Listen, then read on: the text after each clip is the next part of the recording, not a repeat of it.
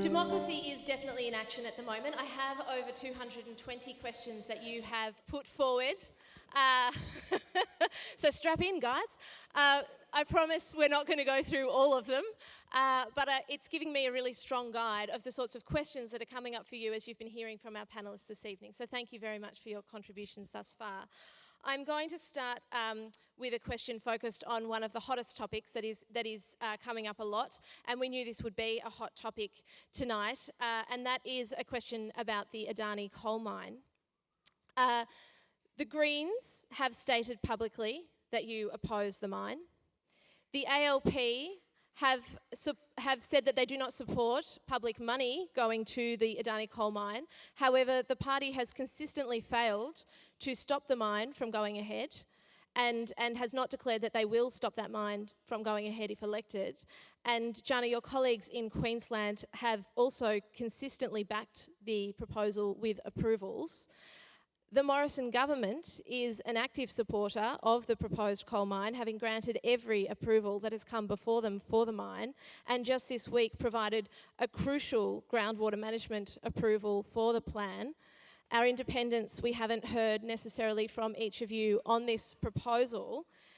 Can you please state for the audience whether you personally support the proposed Adani coal mine, how you would work to stop it from going ahead if you do not support it, and if you do not oppose the mine, on what grounds? And we'd like to hear from every member of the panel.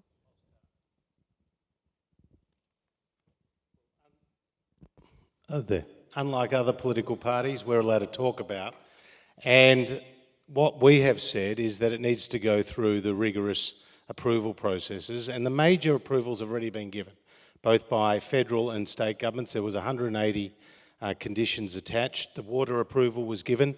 There's still 9 approvals still to go. And the most fundamental ones will be with the Queensland government. This has been subject to more conditions and more scrutiny than any other mine. It's about half the size of what was previously put forward. But Australia has a major resource sector. We have both coal, iron ore, and other resources. And subject to the approvals being given based on the law, and in this case on the water issue, we took the advice of the CSIRO, of Geosciences Australia, and that is why it's gone to the next stage.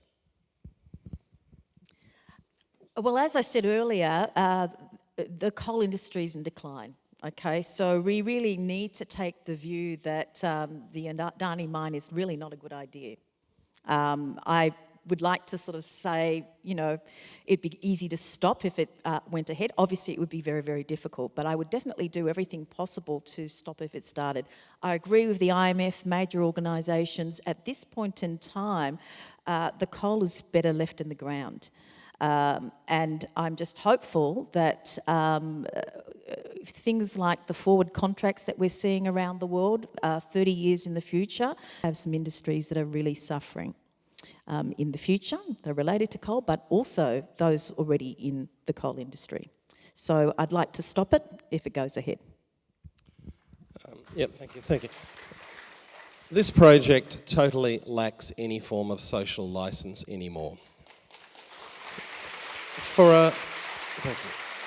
For a government that represents its people, and for a member who represents this audience to be continuing to support a project that its electors in this area do not support, is an extraordinary position for a local member to take. They're meant to represent you.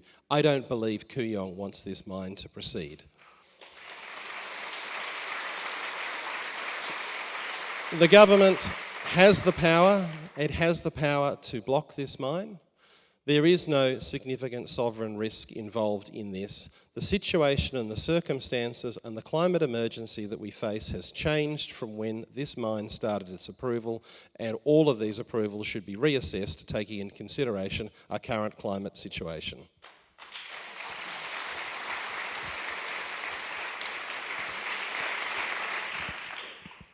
The Adani mine is a really interesting test. The fact is that if you cannot control coal, you cannot control climate change. Coal is the biggest cause of climate change we know. Any government that is willing to support the creation of a new mine, a new coal mine, is plainly not serious about controlling climate change. And I don't know whether donations from fossil fuel have any effect on the grant of permission, but the Labor Party is going to have a test too, because the Queensland Labor Party is in a position to either grant or withhold the final approvals necessary for the mine to go ahead. It is very striking that the Adani mine was approved by the federal Liberal government just 2 days ago, and just the day before that, one of Josh's colleagues said voters in Kooyong aren't going to sacrifice their franking credits for a mine in Queensland. Ultimately, rich people vote for money. That is a mark of the contempt with which the Liberal Party see this electorate of Kooyong, which has been held by Tories since Federation, and they can't even imagine the possibility that this electorate would turf out the present Treasurer of the country.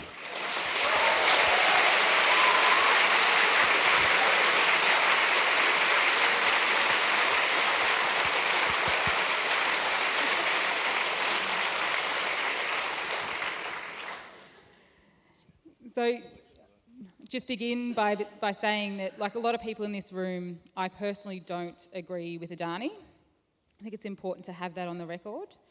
And I think Labor's approach to the Adani mine has been a balanced one. Because I think there's been quite a few shadow ministers for Labor who have been on the record as saying they don't agree with, they don't think it stacks up economically, they don't think it's in national interest for this to proceed.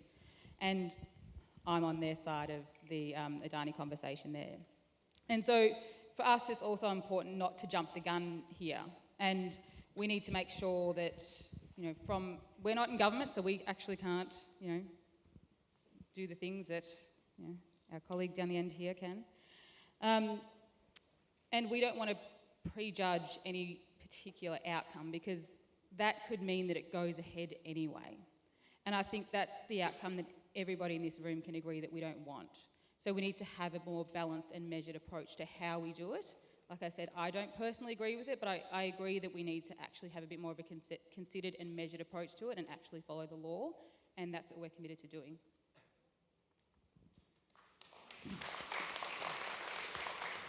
Let me reinforce why I'm standing as an independent. Mr. Thodey, who's the head of CSIRO, Josh, I don't know whether you heard his Manning Clark lecture this week. It's been on 2 or 3 times. I don't think he would agree with your logic about Adani. But the sleeper is not just Adani. There are, 8 or 9 coal mines proposed for the Galilee Basin. And in a sense, it's unfortunate that poor Mr. Adani is taking all the flack. But what about Gina Reinhardt and all of the others who are ready to go in that basin area?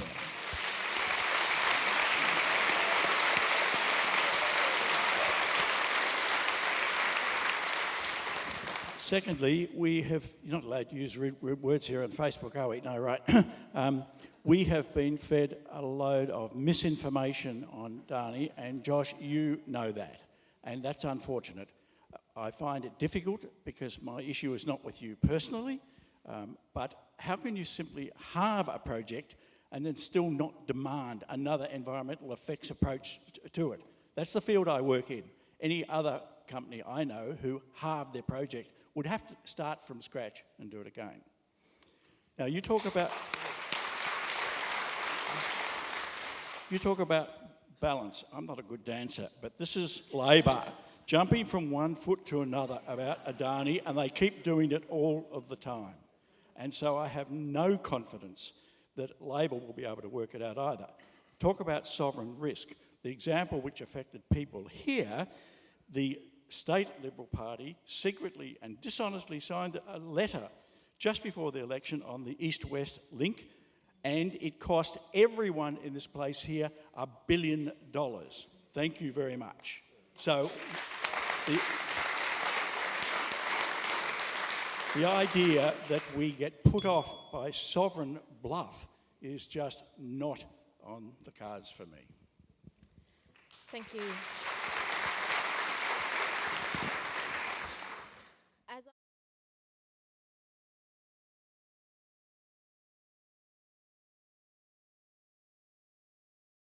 from a 10-year-old, I've seen a couple of questions in relation to the climate strikes, and this was raised with me by a member of the audience earlier. One question that has come through: would you allow your own child to go to the climate strikes? And an extension of that, do you believe as a candidate and politician you are doing enough to lead on climate change? I would not want them to go and strike, but I said on Q&A the other night, because I got the same question, I think, I said, I understand people's passion about the environment. We all want to protect the commons, and we all recognise the importance of protecting it for future generations. But the second part of your question is, do we think we're doing enough? Well, we can only do enough as a global community. That's the point.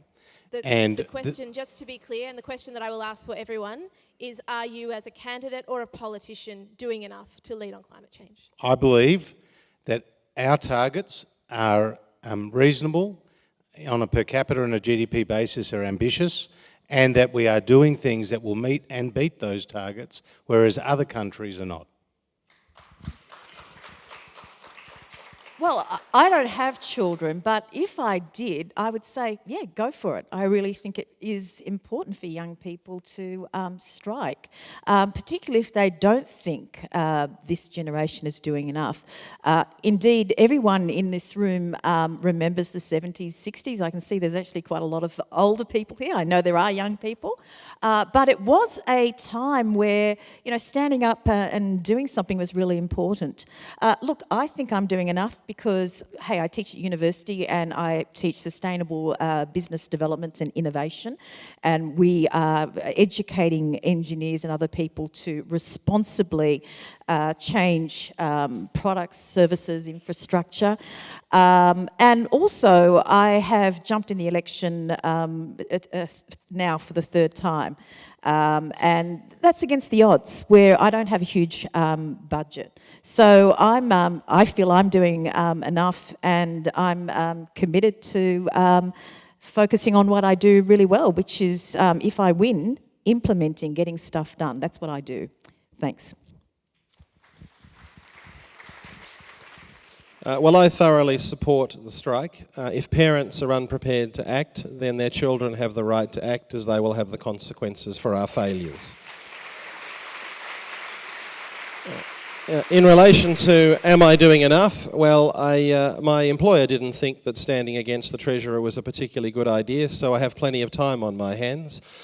And I undertook at Christmas, talking to people, as a result of this climate emergency, that those people should stare their children in the face and say, this year, you must do everything within your power to actually address climate change. Now, I'm lucky, I have experience in this space, and I have a bit of a political pedigree from my father, and so I've decided that all I can do now, because the economics are clear, business isn't moving fast enough, this has to be led through government policy, and this government is failing miserably, that there is nothing more than I can do than do everything that I can do to seek your support to be elected.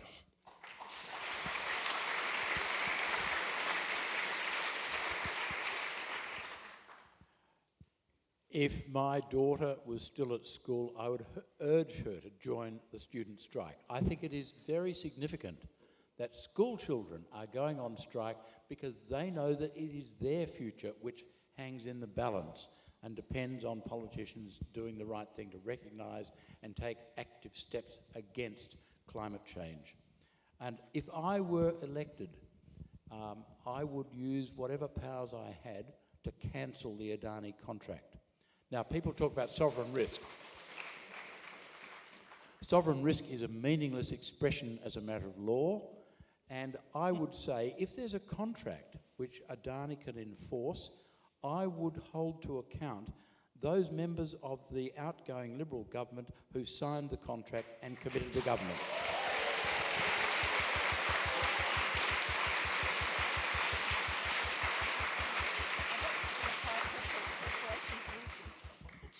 So in answer to the first question, would I let my son?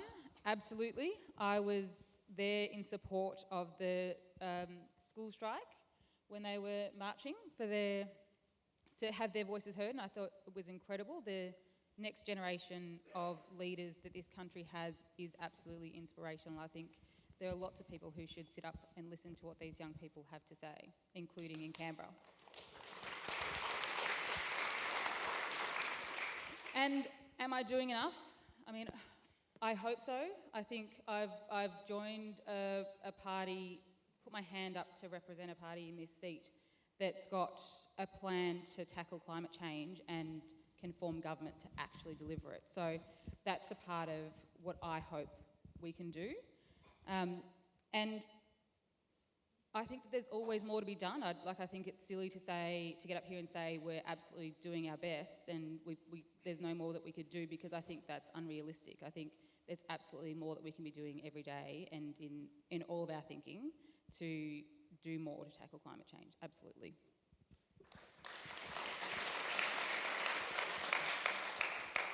Two things. Ross and I have 6 grandchildren. We went in on the train to I don't like using the word strike, there's a better word for it. It's really taking responsibility. The trains were packed with enthusiastic young people and enthusiastic old people, and it was a damn sight more fun than watching Q&A, I'd have to say, Josh.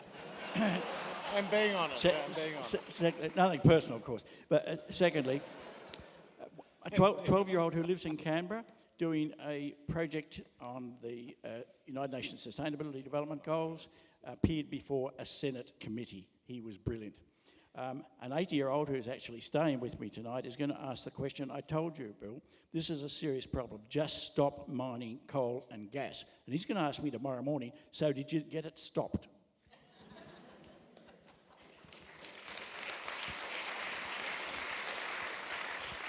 Yes. To the independents on the panel, we've seen a rise of independents across Australia in recent years. And we have seen that independents can use their power for great leverage to support climate action or to cause great damage on climate policy. If there were a hung parliament, who would you support if you were elected? And how would you use your leverage as an MP to secure outcomes for climate action? Oh, okay, well, I'll go first. Look, as far as preferencing is concerned in this election, I've got Labor as my first preference, and that's because I think they're going to win. I also think Jana would be a good alternative if you don't vote for me, okay? I think she'd grow into the role. I'm just being honest. I'm just telling you how the ballot's going to look. Do you want to just if you were elected, how would you use your leverage to secure? Okay. So as I said, I'd be supporting obviously whoever won, but definitely I wouldn't be just saying yes. Okay. The whole idea is to get things done and be decisive, and this is what I've seen has been missing. And as a strategist, I can just sort of see that everything's fragmented. And, it's all about polls and, knee-jerk reaction and so forth. I'd be there making sure that strategic foresight, the vision for the future holds together and providing input about making things better. So, as I said, at this point in time, obviously whoever wins, I'm betting Labor is going to do quite well in this election. So that's how I'm preferencing, okay? Look. In relation to the initial question, for me, politics needs to be stable. So whichever party wins the majority will have my support in terms of guaranteeing supply.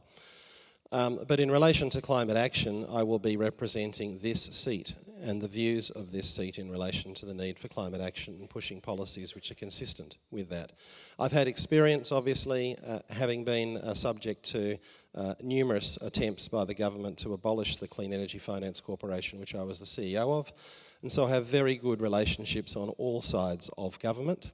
And therefore, I believe as an independent, I will be able to carry a significant amount of influence in the House as a result of my previous relationships and as a result of being an honest broker in relation to matters such as these.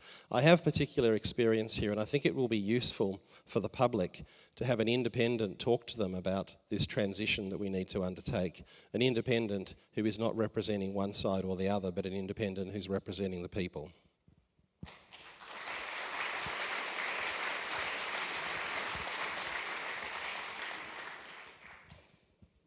I mentioned the head of CSRA before, David Thodey. He also spoke about the Westminster system, and this is not a lecture about how it works, but he pointed out that the real Westminster tradition rather than the system, and the only thing we have in similarities here is the colour of the seats, the green seats and the red seats, the rest is pretty different. But the three parties, government, the parliament and the people. And I would say this, that the government has trivialised climate change, and that's happened over now a decade. And quite frankly, Josh, the throwing around that bit of coal, I'm sorry I had to include that photo of you there, but that is really, that's the sort of stuff I would speak very harshly to about my children, and my grandchildren. The Parliament has struggled with a rational debate over at least a decade, much more than that. And therefore my approach would be to look at, instead of having this adversarial approach between parties, which quite frankly is just seriously boring amongst other things, to look much more at a collaboration. I seldom, being probably a pacifist, use the term war, but in fact there needs to be that sort of approach. This is a very serious issue. And the last comment I'd make is that the third part of Thodey's comment, the people, hey, that's us, and that's why there's 650 people here tonight.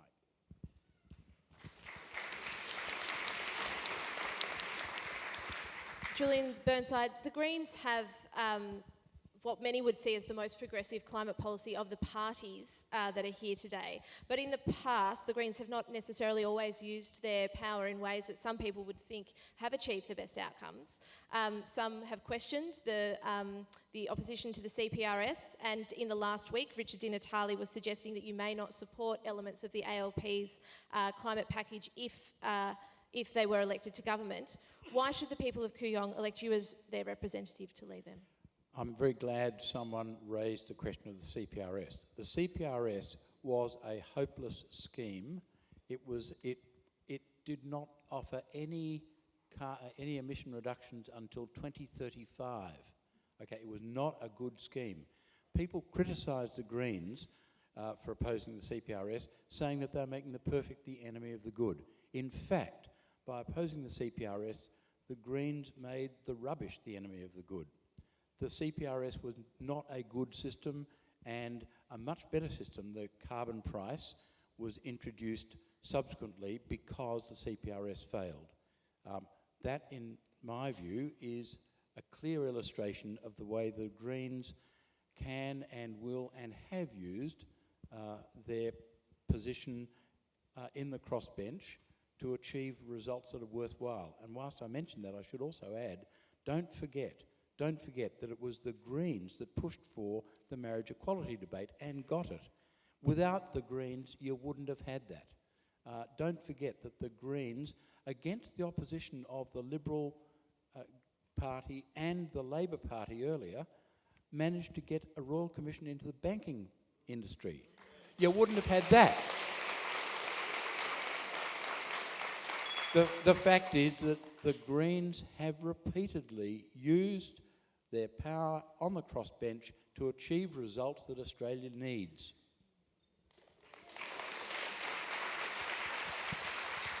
Jana, the ALP, based on the policy announced thus far, has a stronger policy on climate change than the Liberal Party.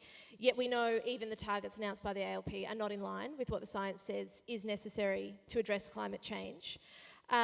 We also know that the ALP has buckled under fierce lobbying from big polluters in the past. Why should the people of Kooyong elect you to represent them and lead on this issue? Because I am confident that I will have colleagues beside me, if I'm lucky enough to be elected in May, who share the same values that I do and share the same passion and drive to actually tackle climate change head on. And I think the more people who share those views in the Labor Party, the more chance we've got of actually voting on those things and actually getting the outcomes that we want in this electorate and for the country. So we need more like-minded people like me in the Labor Party to actually push these things internally. And that's why I think you actually need to have, you know, if Labor's successful in May, I hope that I'm a part of the caucus that actually forms government. And I think when you have people in the caucus having those conversations and influencing the people that need to be influenced, that can actually create the change. Thank you.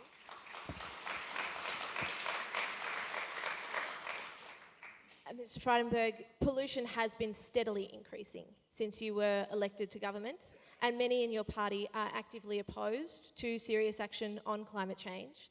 You were the Minister for Environment and Energy at the time where Scott Morrison bandied about a lump of coal on the floor of Parliament, and we've seen a photograph of you with that coal. You were also the Energy and Environment Minister responsible for trying to move the National Energy Guarantee through your party, and with division that ultimately brought down Malcolm Turnbull's Prime Ministership. Why should the people of Kooyong elect you to represent them and lead on this issue? Well, obviously, no one was more disappointed than I was that the National Energy Guarantee didn't develop into becoming a policy. But it is ironic that at the time that I was pushing it forward, that Bill Shorten described it as a Frankenstein policy, and now he seems to have adopted it. The reality is that our energy market is in enormous transition.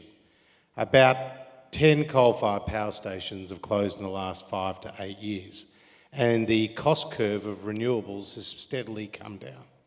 But when you've seen, and Hazelwood was an old and a dirty brown coal-fired power station, which supplied just over 20% of Victoria's energy supply. When that closed, we saw a wholesale spike in the price here of about 80%. When Northern Power Station in South Australia closed, the last of the coal-fired power stations in South Australia, they also saw the wholesale energy price go up by about 80%. So the reality is, unless you manage the transition, the people who pay for it are the workers, because it hurts our competitiveness, but also those particularly on low income earners, because the bottom 20% of income earners spend 5 times as much on their disposable income of energy than the top 20%. So I am working with my colleagues, no longer the Energy Minister, but I'm working with my colleagues to smooth the transition and to ensure that we meet our international commitments. But Australia needs to be part of a global effort. That's why I supported the signing and the ratification of Paris, and that's why I've supported the work that we've done, whether it's through climate development assistance for countries, particularly the Pacific in our region, or the pursuit of the phasing out of HFCs, or the Asia-Pacific Rainforest Summit, and a whole host of other measures globally so that we are part of a global solution.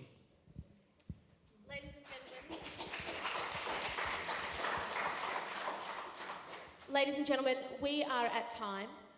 So I would ask you once again to thank our panellists for their contribution and discussion this evening.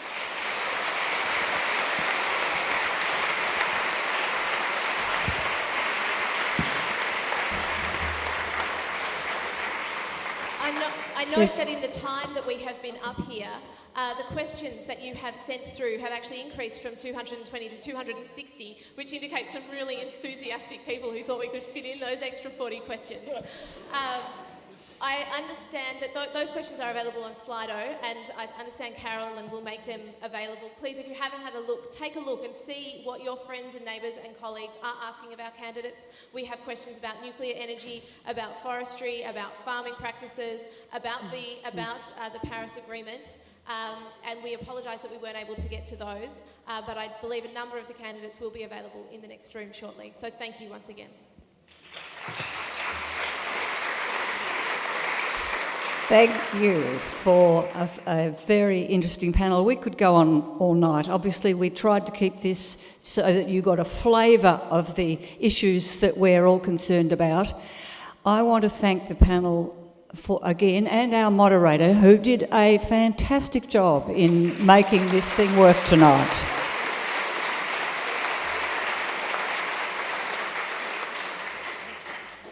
We have a little Prezi, which is our wind wine, our 100% wind-powered wine. It's not a great gift, but it's all right. And we're going to give one of these each, and the panel will then move to the chandelier room. I hope most of them will stay. I'm not sure. We'll see how that goes.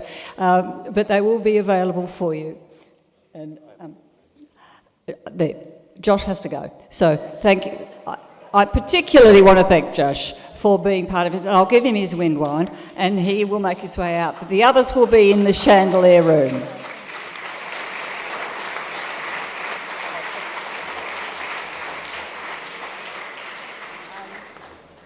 What I suggest is that they take the wine and go. Now, just before you leave, please, just one moment, I just wanted to explain a couple of things for you to do. We have been exposed to a lot of information tonight, and part of the issue is the choice that we're led to. We want to make a noise about climate in Kooyong. This is the start of it, the start of day one on the campaign. Fancy being able to choose this. 6 months ago we chose this date, and we got it spot on.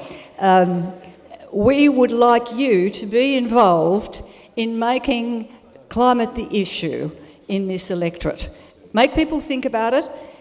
Remember what you heard tonight, and we've got ways of doing that in the electorate. Little businesses of knocking on doors and speaking on phones and talking to people in the street, putting a fence sign up. We've got fence signs, and they're out the back. It's all part of a campaign to raise climate. It is not candidate supportive as such. It simply says, think about climate as an issue and take with you this potential of having a neighbour say, what on earth are you doing that for? And take the opportunity to talk about it. So what I'm hoping that you will do is talk to your candidates and support them, and take something away which is a general climate action piece of work. You've got a little thing on your seat which says, I'll volunteer to help. We've got scorecards which are really useful piece of information to put out on polling day. How are we going to do that? We need your hands to help us do that. So to make this impact so that no matter what the outcome, there is an acknowledgement that climate was the issue in Kooyong is in your hands. So we're passing this banner on to you tonight. So thank you, everybody. There will be stalls in the foyer to pick things up, and there's candidates in the chandelier room. So thank you so much. Welcome. We'll see you later.